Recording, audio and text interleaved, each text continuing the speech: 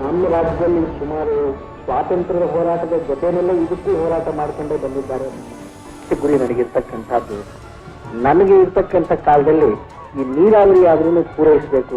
ಇಂದು June 6 ಮಾಜಿ ಮುಖ್ಯಮಂತ್ರಿ Shri D Devaraja Arasu ಅವರ 44ನೇ ಪುಣ್ಯಸ್ಮರಣೆ. ದೇವರಾಜ ಅರಸು ಅವರು ಒಬ್ಬ ಅಪೂರ್ವ ಅಸಾಧಾರಣ ರಾಜಕಾರಣಿ.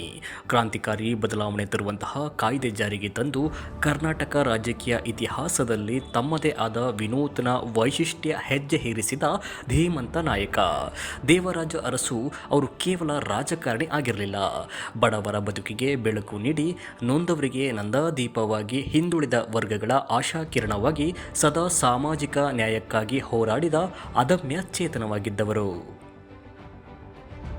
ನಮ್ಮ ರಾಜ್ಯದಲ್ಲಿ ಸುಮಾರು ಸ್ವಾತಂತ್ರ್ಯದ ಹೋರಾಟದ ಜೊತೆಯಲ್ಲೇ ಇದಕ್ಕೂ ಹೋರಾಟ ಮಾಡಿಕೊಂಡೇ ಬಂದಿದ್ದಾರೆ. ದೇವರಾಜ ಅರಸು ಅವರು ಶ್ರಮಿಕರು, ಶೋಷಿತರ ಪರವಾಗಿ ತಂದ ಕಾನೂನು ಯೋಜನೆಗಳು ನಿಜಕ್ಕೂ ಕೂಡ ಕ್ರಾಂತಿಕಾರಿ ಬದಲಾವಣೆಗೆ ಕಾರಣವಾದವು. ಹಿಂದುಳಿದ ವರ್ಗಗಳ ವಿದ್ಯಾರ್ಥಿಗಳಿಗೆ ಉಚಿತ ವಿದ್ಯಾನಿಲಯಗಳನ್ನು ಸ್ಥಾಪಿಸಿ ಶೈಕ್ಷಣಿಕ ಪ್ರಗತಿಗೆ ಒತ್ತು ನೀಡಿದರು.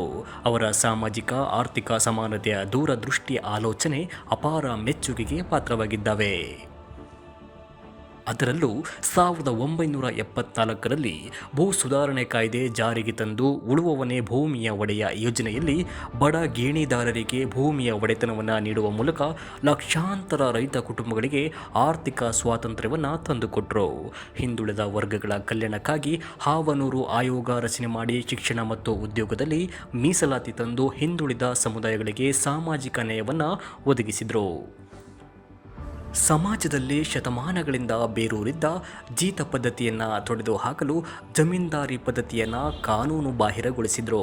ಅದರಲ್ಲೂ ಅನಿಷ್ಟ ಪದ್ಧತಿ ಆಗಿದ್ದ ಮಲ ಹೊರುವ ಹೀನ ಪದ್ಧತಿಯನ್ನು ನಿರ್ಮೂಲನೆ ಮಾಡಿ ಶೋಷಿತ ಸಮುದಾಯಗಳ ಹಿತ ಕಾಪಾಡಿದರು. ಬಡವರಿಗೆ ಭಾಗ್ಯ ಜ್ಯೋತಿ ಕೊಟ್ಟ ಪುಣ್ಯಾತ್ಮ ದೇವರಾಜ ಅರಸು. ಹೌದು, ಬಡವರಿಗೆ ಜನತಾ ನಿವೇಶನ ಒದಗಿಸಿ ಭಾಗ್ಯ ಜ್ಯೋತಿ ಯೋಜನೆ ಮೂಲಕ ಬಡವರ ಮನೆಗಳಿಗೆ ಉಚಿತವಾಗಿ ವಿದ್ಯುತ್ ಸಂಪರ್ಕ ಮಾಡಿಕೊಟ್ಟು ಬಡವರ ಮನೆ ಬೆಳಗುವಂತೆ ಮಾಡಿದವರು. ವೃದ್ಧರಿಗೆ ಮಾಸಿಕ ವೇತನ ಕೊಡುವ ಯೋಜನೆ ತಂದು ವಯಸ್ಸಾದ ಕಾಲದಲ್ಲಿ ನಿರ್ಲಕ್ಷ್ಯಕ್ಕೆ ಒಳಗಾಗಿ ತೊಂದರೆಗೊಳಗಾಗುತ್ತಿದ್ದ ವೃದ್ಧರಿಗೆ ಆರ್ಥಿಕ ಶಕ್ತಿಯನ್ನು ತುಂಬಿದರು. 1973ರಲ್ಲಿ ಮೈಸೂರು ರಾಜ್ಯವನ್ನು ಕರ್ನಾಟಕ ಎಂದು ಮರುನಾಮಕರಣ ಮಾಡಿ ನಾಡಿನ ಜನರಲ್ಲಿ ಸಾಂಸ್ಕೃತಿಕ ಮತ್ತು ಭಾಷಾ ಹೆಮ್ಮೆಯನ್ನು ಹೆಚ್ಚಿಸಿದರು. ಹಿಂದುಳಿದ ಸಮುದಾಯಗಳು ಹಾಗೂ ಅಲ್ಪಸಂಖ್ಯಾತರ ಆರ್ಥಿಕ ಮತ್ತು ಶೈಕ್ಷಣಿಕ ಅಭಿವೃದ್ಧಿಗಾಗಿ ಪ್ರತ್ಯೇಕ ನಿಗಮಗಳನ್ನು ಸ್ಥಾಪಿಸಿದರು. ಇಂದು ರಾಜಧಾನಿ ಬೆಂಗಳೂರಿನಲ್ಲಿ ಬಹುರಾಷ್ಟ್ರೀಯ ಕಂಪನಿಗಳಿಂದ ತುಂಬಿ ತುಳುಕುತ್ತಿರುವ ಎಲೆಕ್ಟ್ರಾನಿಕ್ ಸಿಟಿ ನಿರ್ಮಾಣಕ್ಕೆ ಅಡಿಪಾಯ ಹಾಕಿದವರೇ ಇದೇ ದೇವರಾಜ ಅರಸು ಅವರು.